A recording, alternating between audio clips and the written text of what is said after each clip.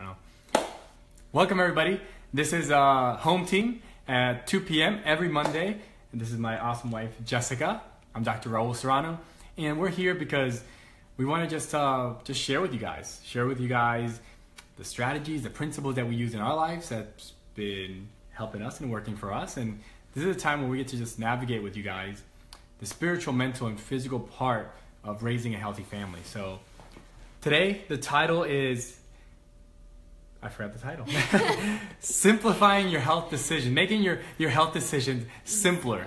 And we chose that because you know, every time you get into a point or a position where you're going to make a decision, every decision you make in your life, whether it's health related, whether it's financial related, it's all based on your past, your beliefs, the things that you've learned throughout your life.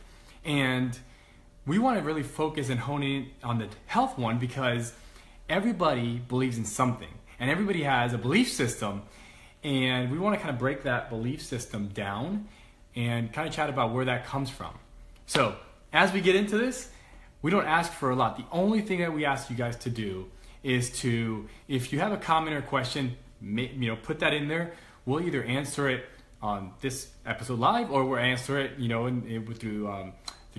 the IMs or Facebook, or even on the next episodes that come up. And the other thing we ask is just that you share it. Just press the share button, because as you guys share this, this information gets out to other families that absolutely need to hear what the information that we're sharing. So yeah, it's just kind of crazy how it's getting out there. Like, I run into people at school, at Publix, or in places that are like, oh yeah, I feel like I know you. I see you on Facebook, and it's crazy, but it's getting out there. So thank you guys for sharing that. Okay, so talking about belief systems. Everybody has a belief system, right? And I guess for the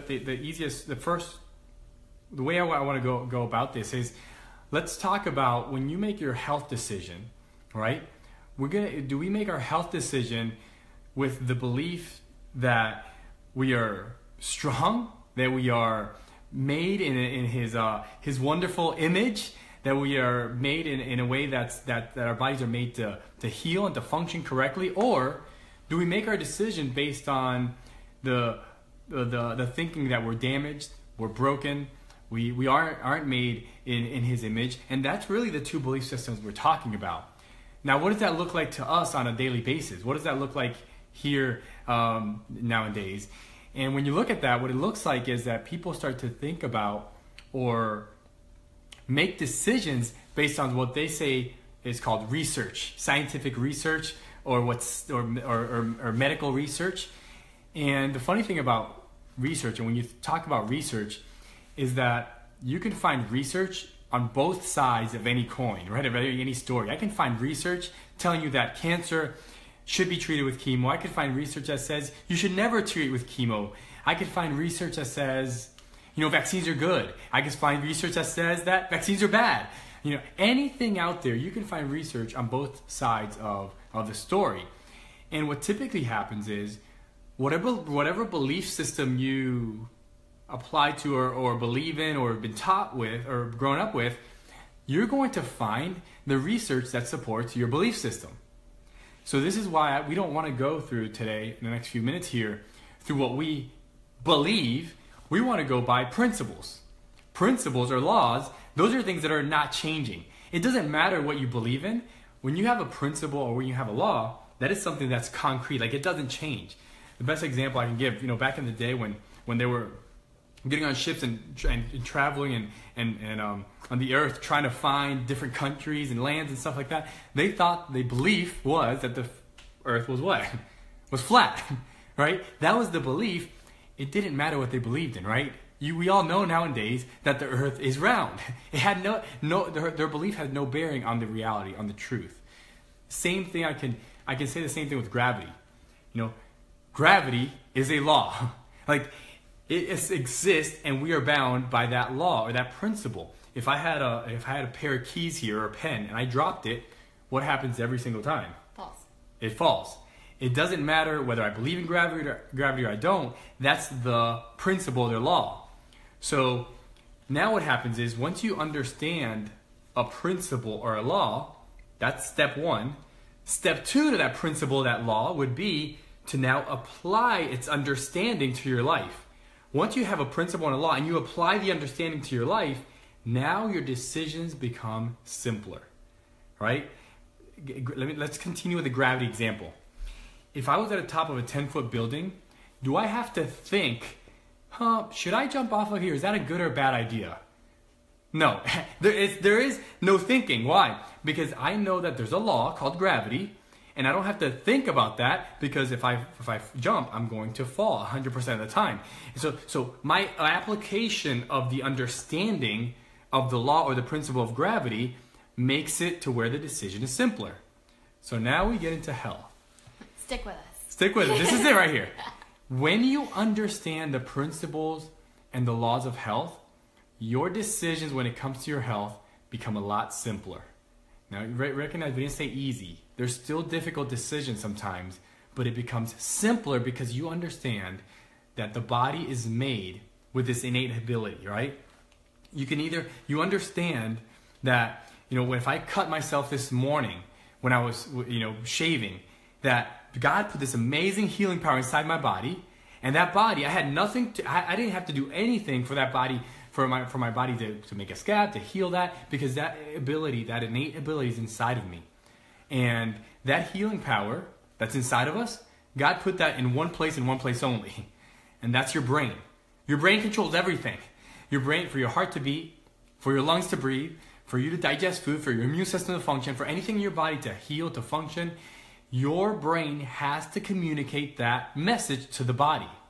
So if you get into any interference with that message, then guess what? Your body doesn't function as well. And that's called the law of life. So when you start understanding this principle of health, your decisions become simpler. So anything, do you want to add to that, or any examples? No, I think sometimes it becomes common sense, but I don't know if our health community, if that's something that we embrace. Like, I guess, like an anatomy book, I could easily look it up. And if you ask somebody, like, what controls everything in your body, it's pretty simple to say the brain. I don't think we need any more research on that one. But then when we think about the application, like, how does that affect our health? How does that affect our decisions?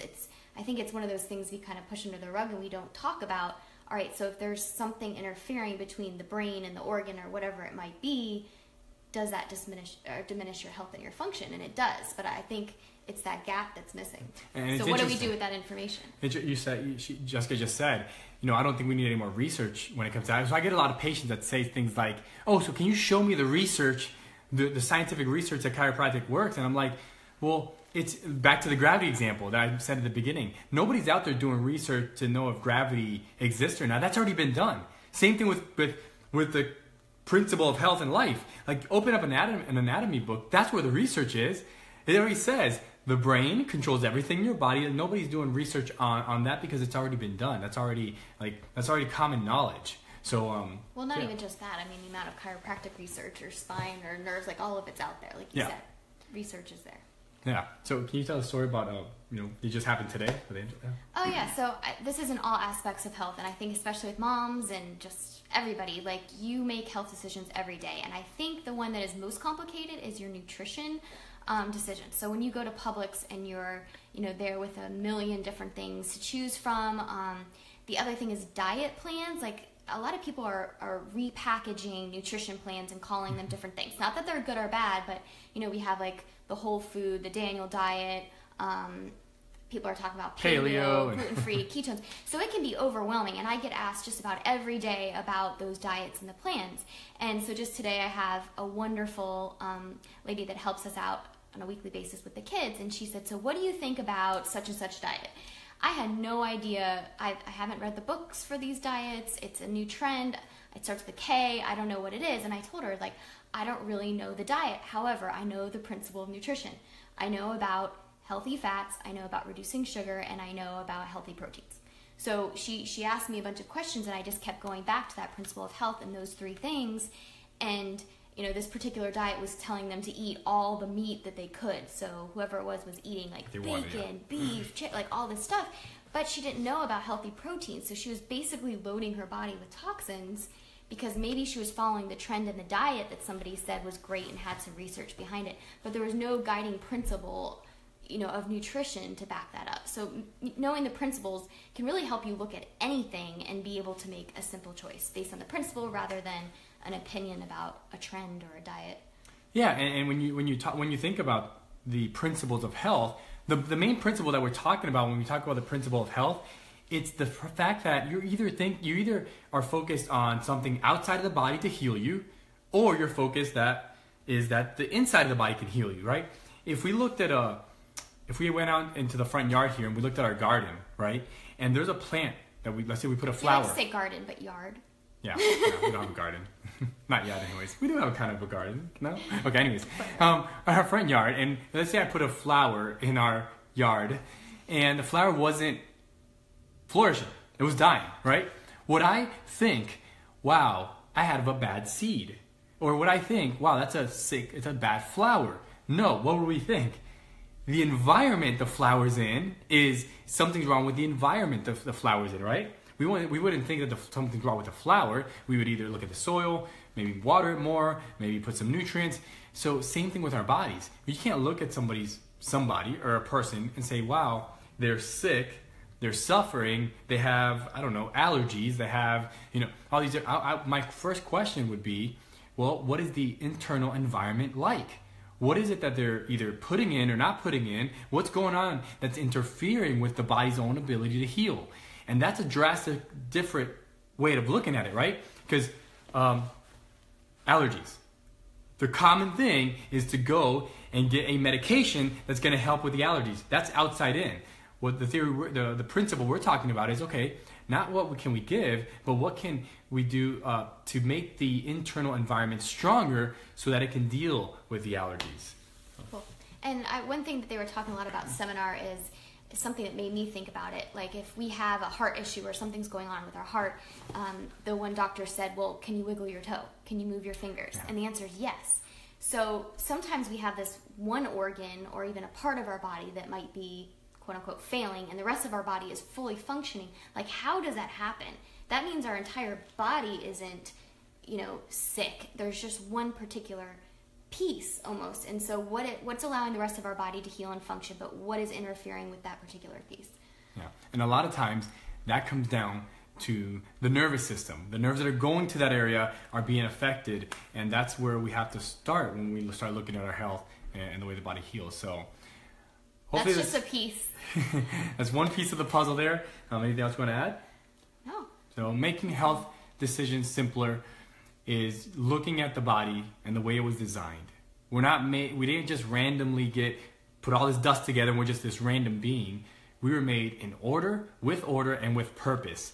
And when we're made like that by a creator, he's created us to know exactly what we need. He didn't create us deficient on Ambien or Zoloft or Abilify. He created us right. He created us the way we were meant. And what we have to do is find whatever is interfering with the healing process in the body, remove that interference, and allow the body to do what it does best. So I know we have a few people watching. Does anybody have any questions? If not, give us some thumbs up if you enjoyed it. Give us some hearts. Press the share button. We'll stay on for a few more seconds if anybody has any comments or questions so we can answer those. And then if not, we'll get off and we'll see you guys next week. And even if you're not watching this live, put some questions, some comments down, because we want to know as we move forward, what are you guys struggling with at home? Spiritually, mentally, physically, what are you struggling with? Because we want to answer those questions for you guys from our point of view and our perspective. So, that's good. Awesome. Guys, thank you guys. See you guys next week and have an awesome day.